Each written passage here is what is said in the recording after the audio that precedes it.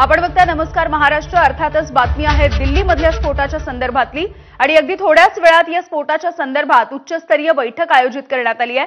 गृहमंत्री अमित शहा यांच्या उपस्थितीमध्ये ही उच्चस्तरीय बैठक होईल। यामध्ये गृहसचिव, आयबी संचालक, दिल्ली पोलीस आयुक्त बैठकीसाठी उपस्थित राहतील। एनआयएच्या महासंचालक देखील या बैठकीसाठी उपस्थित राहणार असल्याचं कळतंय। जम्मू काश्मीर पोलीस महासंचालक देखील या बैठकीसाठी ऑनलाईन पद्धतीने उपस्थित राहतील।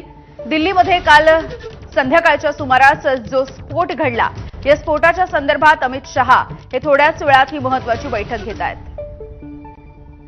सोमेश कोलगे आमचे प्रतिनिधी आपल्याला माहिती देतील।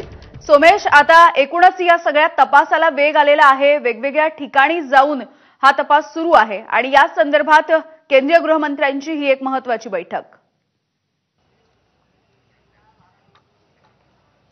केंद्रीय गृहमंत्री अमित शहा यांच्यासोबत इंटेलिजन्स ब्युरोचे डायरेक्टर, एनआयएचे महासंचालक सदानंद दाते, त्यासोबतच जम्मू काश्मीर पोलीस महासंचालक आणि या संपूर्ण ऑपरेशन्समध्ये ज्या वेगवेगळ्या एजन्सीजनी काम केलं होतं त्या सर्व एजन्सीजचे प्रमुख हे आता बैठकीसाठी पोहोचतायत आणि केंद्रीय गृहमंत्री अमित शहा या सगळ्यांसोबत बैठक करणार आहेत। या बैठकीमध्ये या सर्व वेगवेगळ्या एजन्सीजच्या अधिकाऱ्यांनी कालपासून जी प्रत्यक्ष बॉम्ब विस्फोटाचं ठिकाण आहे, घटनास्थळ आहे, त्या घटनास्थळाची भेट घेतली होती, तिथली निरीक्षणं नोंदवली होती। त्यामुळे त्यांचं या सगळ्याबाबतचं विश्लेषण काय आहे, या विश्लेषणाबाबतची माहिती ही आता केंद्रीय गृहमंत्री अमित शहा यांना दिली जाणार आहे। त्यासोबतच भविष्यातील रणनीती म्हणून आतापर्यंत झालेली कारवाई, कारण काल दिवसभरामध्ये देशभरात खूप मोठ्या प्रमाणावर गुजरात दहशतवाद विरोधी पथक, उत्तर प्रदेश दहशतवाद विरोधी पथक, हरियाणा क्राईम ब्रांच, त्यासोबतच जम्मू काश्मीर पोलीस यांची खूप महत्त्वाची भूमिका होती। त्यांनी अनेक ठिकाणी अनेक दहशतवाद्यांना ताब्यात घेतलं,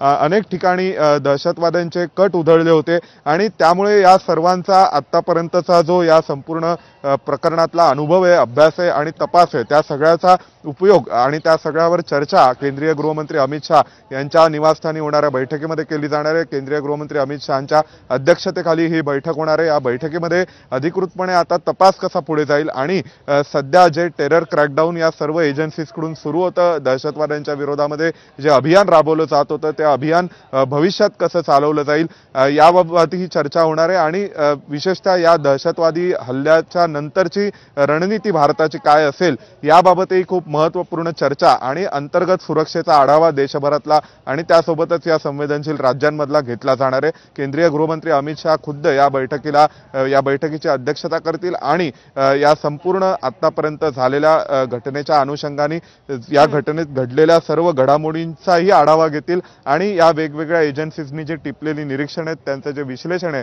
त्यांचे अधिकारी जे प्रत्यक्ष साईट व्हिजिट करतायत, पुरावे आहेत आणि हा नेमका हल्ला कशा प्रकारे झाला असावा, कोणी केला असावा, कोण या सगळ्या मागे आहेत, काही आंतरराष्ट्रीय शक्ती या सगळ्या पाठीमागे आहेत का, असतील तर त्या कोणकोणत्या आहेत, अशा विविध मुद्द्यांवर, या विविध कंगोऱ्यांवर चर्चा ही गृहमंत्री अमित शहा यांच्यासोबतच्या बैठकीत होते। अगदी धन्यवाद सोमेश या सविस्तर माहितीसाठी।